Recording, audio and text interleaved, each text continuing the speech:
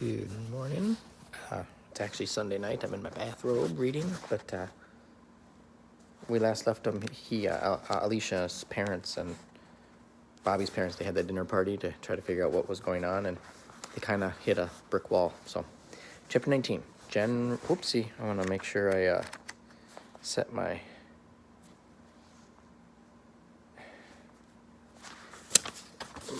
post-it note here. All right. General Bobby. I don't have a good night's sleep. I miss my electric blanket. The down quilt Mom puts on my bed is too light, and it keeps slipping off during the night. And off and on all night long, I keep thinking about my electric blanket. It's definitely faulty. It definitely puts out an energy field, and I definitely spent the last 7 hours of my life as a normal person tucked underneath it. After I finally do get some sleep, I wake up Tuesday morning with a new idea. Make that a huge idea, an amazing idea.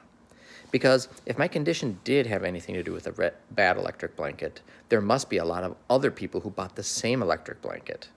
Probably thousands. And if you get a bad blanket, you send it back. You complain to the manufacturer.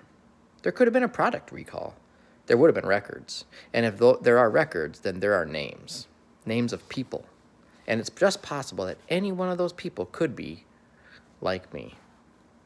Dad's already gone by the time I get up. Mom says he stayed up late running different tests, writing down results. Then he left for the lab early. And he said not to disturb anything in the parlor. So Dad hasn't really given up on the blanket either. Still, even if he was home now, I'm not sure I'd talk to him about my idea. Mom leaves to get ready for her 10 o'clock introduction to literature class, and I grab a pen and pencil and go to the parlor the minute she's gone. I thought maybe Dad had taken the information sheets about the blanket to work with him, but they're on the piano bench. The fronts and backs of all 4 sheets are covered with Dad's tiny, precise handwriting. But I'm not interested in any of that. I don't need to formulate a workable theory. All I need is the model number and the manufacturer. It takes less than 10 seconds to jot that down. My blanket is a twin-size, single-control Dynarest Supreme electric blanket, model DRS T13497A. The faded sticker on the metal button of the controller unit has the same numbers. And the blanket is unconditionally guaranteed for a period of 3 years by Sears, Roebuck & Company, Chicago, Illinois. So, on my way into the den, I do the math.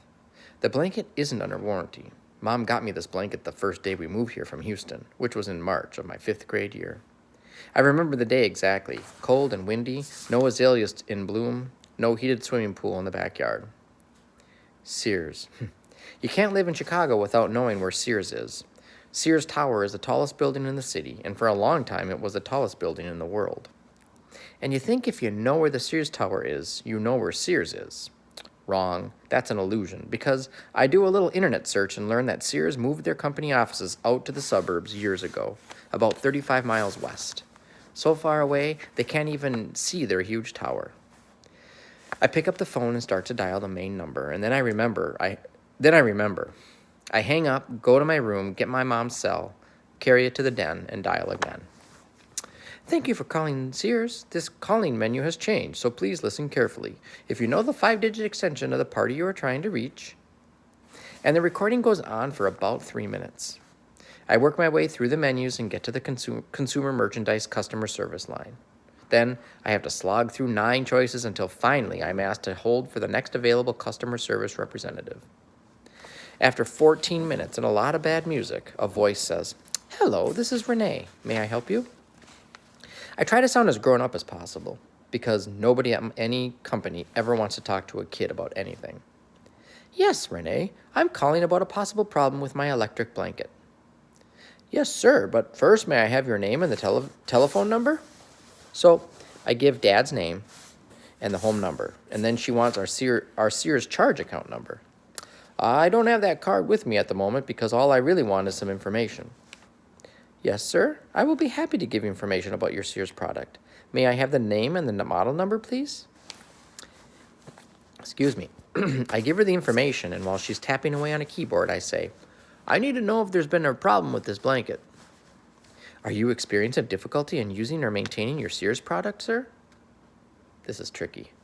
"Well, I'm not sure. It might be acting a little strange." "Do you use a heart pacemaker, sir?" A what? A heart pacemaker, sir. No, I just want to know if there's been any problems with this particular blanket. Sir, the notes I have for the product show that we are encouraging any customer who has this item to send it to our customer service center and receive a comparable product of equal or greater value in exchange. Any person using a heart pacemaker should be encouraged not to use this product, and Sears will pay the shipping and handling fees for the exchange. Would you like me to go ahead and schedule a UPS pickup, sir? Can you tell me how many of these blankets have been returned? I do not have that information, sir. We are encouraging any customer who has this item to send it to our customer service center and receive a comparable product of equal or greater value in exchange. And Sears will pay the shipping and handling fees. Would you like me to go ahead and schedule the UPS pickup, sir? Does anyone have a record of who has returned this product to Sears? I don't know anything about that, sir, but you can return that model number for a product of equal or greater value. Would you like me to go ahead and schedule a UPS pickup for your blanket, sir? No, thanks. Goodbye. Goodbye, sir, and thank you for calling Sears customer service. My next call is Alicia. Guess what? You woke up this morning perfectly normal, and you've also figured out that what's wrong with my eyes? Nice guess. But you know my electric blanket? It's made by Sears, and when I called customer service just now and asked about this model, the lady told me that anyone who calls about it is supposed to send it back for a free replacement. And the lady asked me if I use a heart pacemaker, because the note in the file says to tell anyone who with a pacemaker not to use it. Alicia says, so that means something's seriously wrong with your blanket. How many have been returned? I don't know, but if they're offering to replace it, a lot of people must have trouble with it. So can we talk to some of them? Did you get any names? No numbers, no names. That's why I called you. Who should I call next? Alicia doesn't hesitate a second. Definitely the legal department. My mom used to do public relations for big companies, and sometimes she had to do damage control. That's what she called it. You know, a company has a bad product and they fix it, and then they have to do a media campaign to make sure people know everything's all fixed. But the lawyers are always in the middle of it. So you call the legal department and you tell them that you've got a question about a product liability. Mom says that makes big companies crazy. You know, like when all of those tires went bad on SUVs? That's why big companies hire jillions of lawyers. You say, this is David so-and-so from a product liability research center in Baltimore or somewhere, and we've gotten a report that such and such a blanket is malfunctioning. Something like that. Just make it up and see if you can get somebody to tell you how many claims they've had, who keeps the records, all that stuff. I gulp. I couldn't do that. They'd never believe me. But how about this? How about I read you the phone number for Sears and you call them? You sound like you know what you're talking about, and I think you're a better actor than I am. You think I'm a better actor? What does that mean?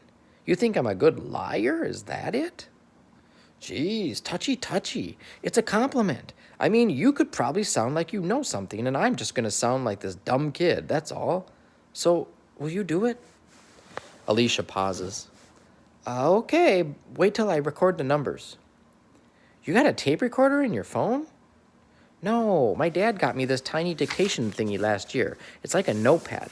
I can record stuff and then play it back a couple times till it's memorized. My memory's gotten pretty good. Sorry, the camera is not cooperating. Cool.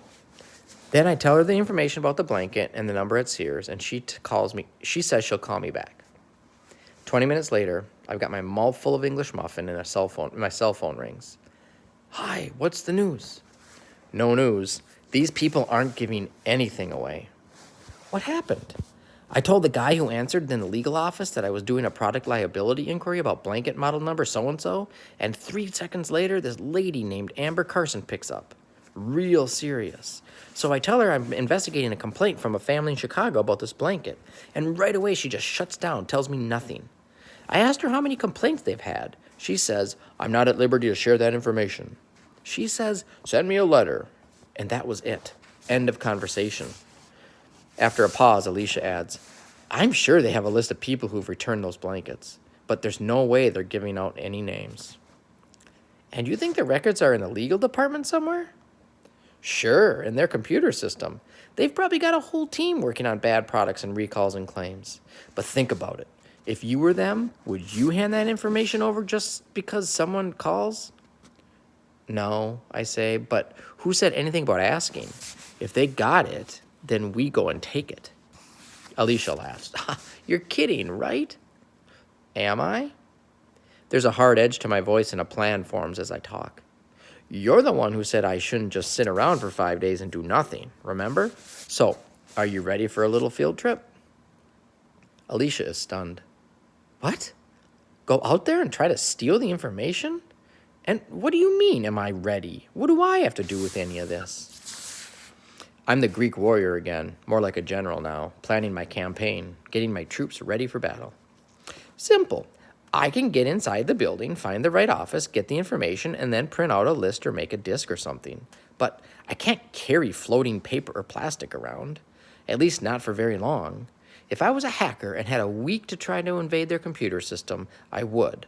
But I don't know how to do that, and I don't have a week. So I need someone to help. My parents and your parents are the only other candidates. Since I don't think they'd get behind the idea of stealing corporate secrets, that leaves you. But you could just do like when you went to the hospital to visit your mom.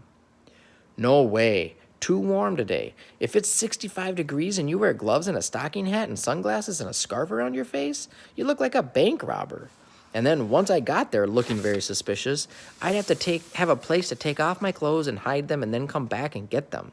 It's too complicated. I need your help, Alicia. You be my body and I'll be your eyes. Help me hail a cab, talk to the driver and pay the fare, wait for me to come back and hand off the stuff. Then we take a cab home again. Silence. And then she says, what if you don't come back? Like if something happens to you? I like the way she says that, the tone of her voice, but I keep being the warrior. Nothing's gonna happen. I'm the secret weapon, remember? And even if something did happen, like if it took too long and I didn't come back to you on time, say after an hour, then you find someone to help you get a cab. You tell the guy your address and you come home. And I'll take care of myself. But I'm sure it'll be all right. So what do you think? Can you get out, like tell your mom you're going to the library early or something? Yeah, I think I can get out, Bobby. Are you sure this is worth doing? Sure? How could I be sure? Of course I'm not sure. But it beats doing nothing, right? I guess so. What about cab money?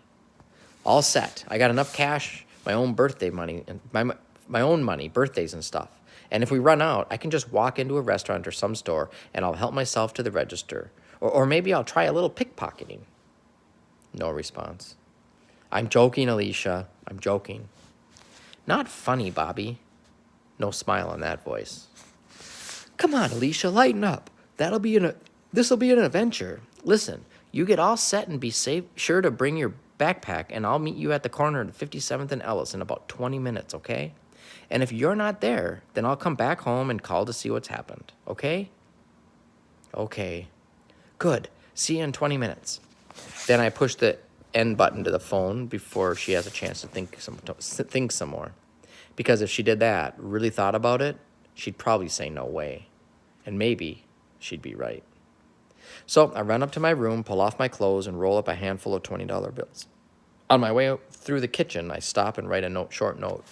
Mom, gone to Alicia's. I'll call you later. Bobby. And that's true. I probably will end up at Alicia's house, just not right away. And then I'm down the kitchen steps and out the side door. I'm off to commit my first real crime. Wonder how that's gonna go. Chapter 20, Destinations. A half hour later, I'm shivering, standing at the corner of 57th and Ellis. My hand is cramping up from holding the roll of money so tightly. I wait till the coast is clear and I tuck the cash between my left arm and my rib cage, hidden by a layer of non-reflective flesh.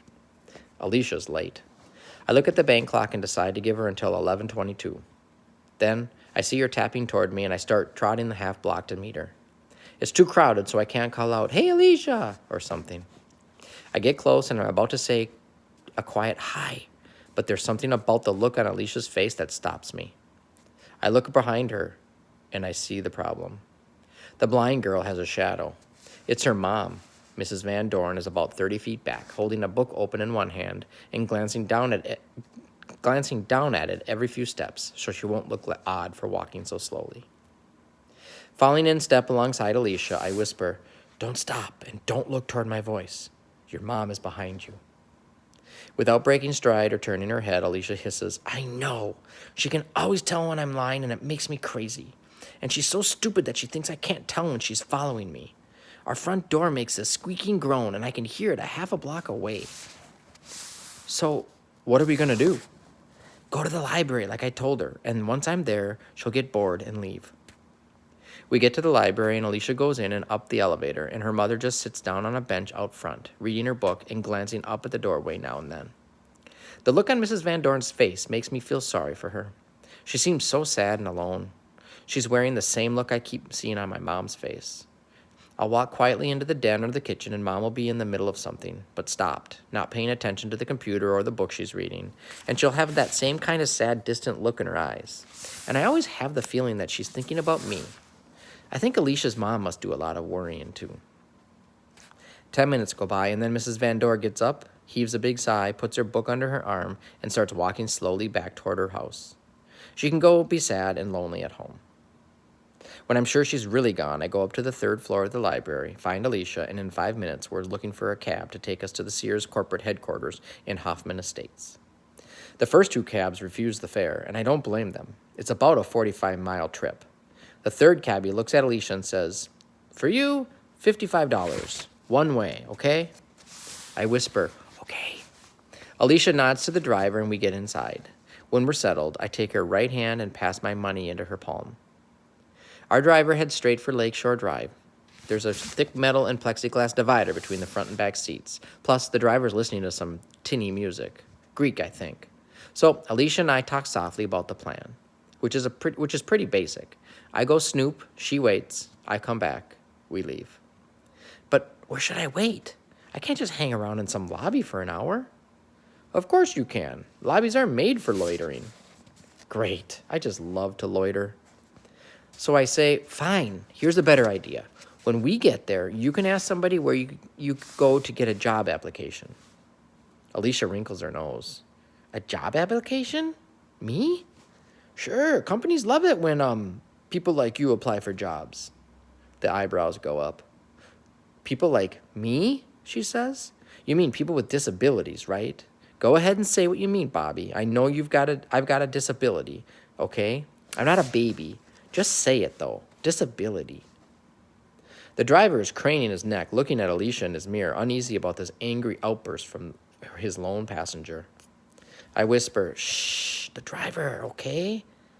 Okay, the people who have disabilities, they'll be happy to interview you because they actually have to prove that they try to hire everyone.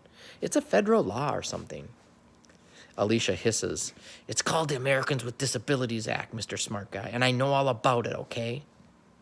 Fine. And I sit back and look out the window past the lakeside park to the choppy waters of Lake Michigan. A mile or so out to sea, a huge tanker is steaming north. I wish we were on it. Once we're on the Kennedy Expressway, we start talking again and work out the rest of the plan. Nothing much to it. And then I look out the window and start counting the planes circling O'Hare Airport. I spot 7 without even trying. Then I start watching Alicia's face, and it's amazing to me because I can look at everything. The whole overpopulated, overtraveled, overtrucked, overpaved, overbillboarded, full-colored, 3-dimensional world zipping by at 70 miles an hour, and I can get bored. And Alicia's got nothing but her own thoughts and whatever she sees inside her head, and she's not bored at all. She's soaking up the trip, completely alert. I watch, and she has a slight response to every little hum and thump of the tires, the jangling radio music, the flutter and rush of air in the window, the static and garbled bursts from the driver's two-way, the rumble of a big Kenworth tractor, the whine of a jet on approach, an ambulance screaming past on the eastbound side. A constant flow, bright, fresh pictures with every second. As we sway and bounce and change lanes and brake and accelerate and feel our way along the highway, her nostrils flare like a wild pony sniffing the wind. And I know Alicia's also processing the smells. The exhaust and kerosene, the accumulated scent of 1,000 cab passengers, that half-eaten tin of salad on the seat by the driver, an ocean of airborne information to sift and sort. And watching her, I'm not bored. Still, it's a long ride. When we finally arrive, I'm not prepared for the scale of things. The concrete and glass buildings are huge. Not tall, but wide and deep and far apart. The place looks more like a college campus than the home of a retail giant. It's like they took the whole huge black Sears Tower, broke it up into short chunks, painted it with friendlier suburban colors, and then spread it over 200 acres of farmland. Bike paths, a fake pond or two, a basketball court, a huge daycare facility. Very pleasant. Unless you don't know where you're going. The young woman at the reception desk inside the foyer of the main building looks at Alicia, takes in the whole picture, and then says, "Miss, may I help you find someone?" Alicia goes to work. She faces the woman's voice, smiles, and says, "Yes, I'd like to speak with someone in the employment office. I don't have an appointment. I'm just looking for some information about hiring practices for persons with disabilities." "Of course. May I have your name?" "Alicia Van Dorn." "Please wait for just a moment, Miss Van Dorn." While the lady punches out numbers on her phone, I scan the Sears Tower group map and directory on the wall behind the desk, and I find what I need.